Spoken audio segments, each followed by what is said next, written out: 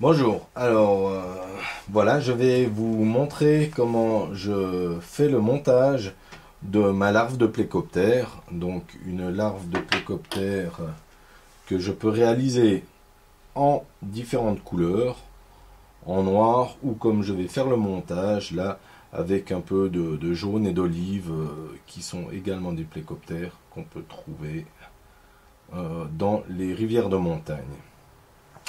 Pour réaliser cette mouche, je vais utiliser un hameçon de forme courbe, comme on a là. Donc là, on voit avec une très longue courbure. Ceci étant des hameçons avec une forme spécialement utilisée pour les plécoptères et pour les sedges. Donc là, utilisez toujours des hameçons de qualité, c'est mieux pour vos montages.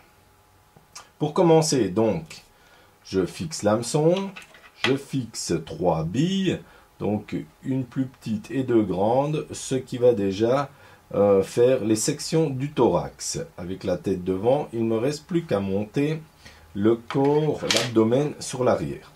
Je vais prendre du fil de montage fin olive, donc, et je vais faire un premier enroulement jusqu'au début de la courbure. Voilà, à peu près par là. Je vais couper le surplus. Et en premier, je vais mettre un tout petit peu de laque, de la vieille laque, un peu mielleuse comme ça.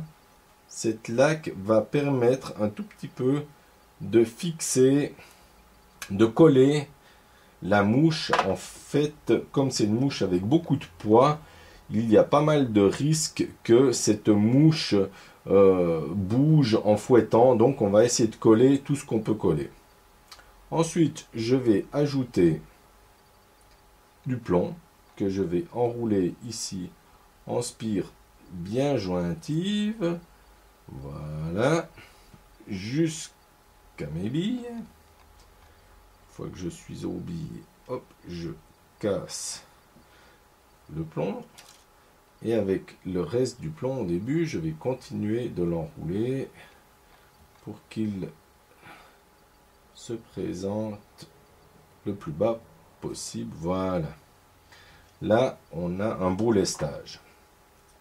Ensuite, je vais prendre de nouveau de la laque, cette fois dans quelque chose d'un tout petit peu plus liquide pour que ça passe bien entre mon plomb et que ça le fixe de manière vraiment bien robuste.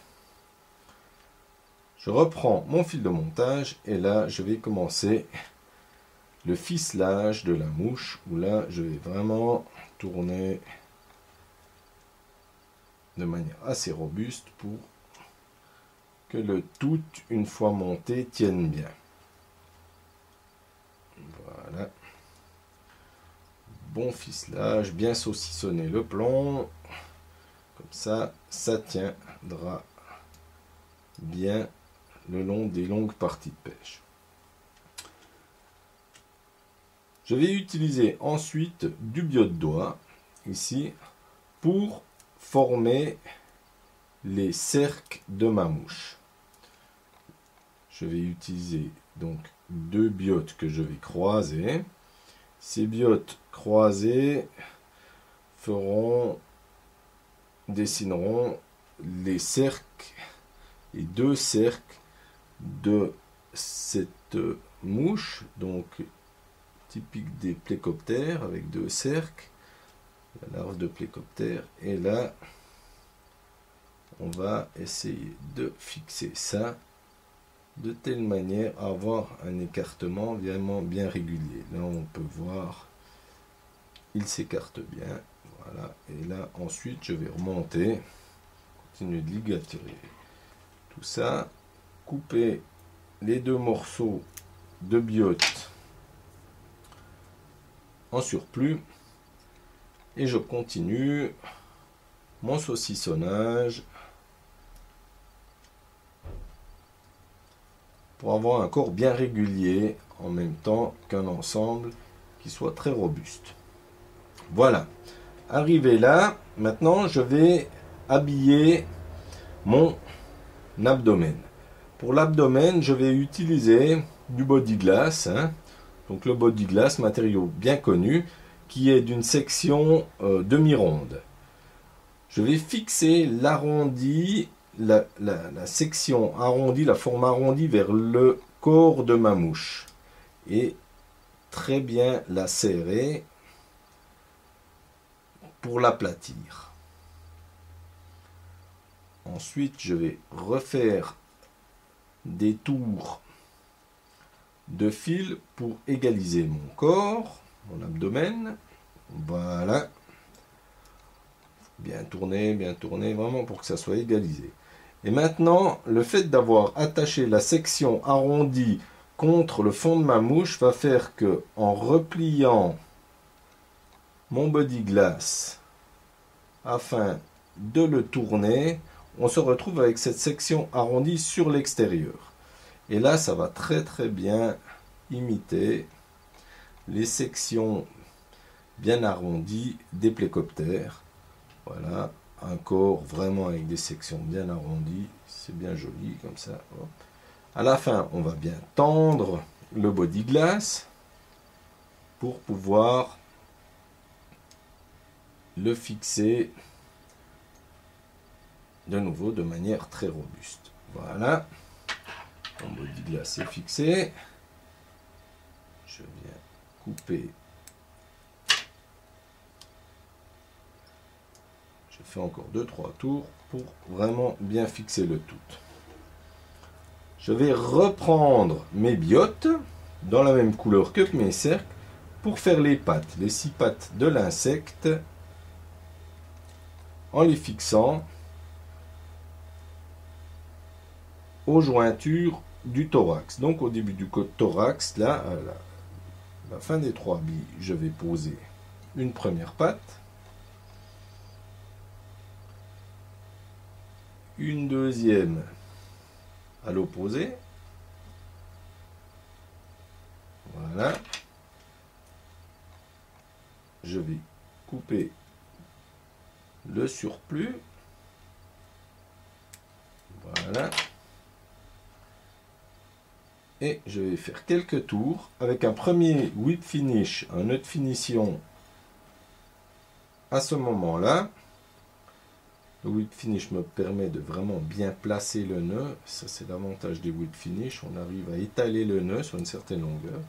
Et voilà, nous avons notre premier nœud de finition qui a été réalisé.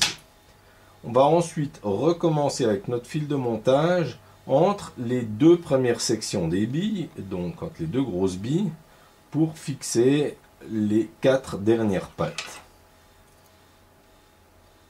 Voilà. On reprend les biottes. Nous allons de nouveau en trier 2. On va positionner le biotte. Et voilà, une fois qu'il est bien positionné, on le fixe. Et en tendant, il va légèrement s'écarter pour plus de réalisme. Pareil de l'autre côté. Voilà. Là, nos pattes s'écartent bien.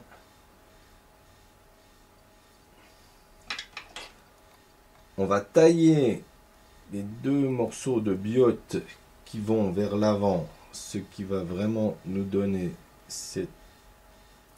les 2 pattes de devant. Voilà. Et on termine avec un whip finish final, cette fois bien placé, bien serré. On coupe. Dernière opération pour cette mouche très lourde qui sera principalement utilisée pour pêcher très fond. Donc on remarque qu'elle n'a pas beaucoup de poils, elle a surtout des pattes, mais peu de poils, ce qui va favoriser la pénétration dans l'eau. Elle va plonger rapidement et pêcher très près du fond, là où on trouve les larves de plécoptères.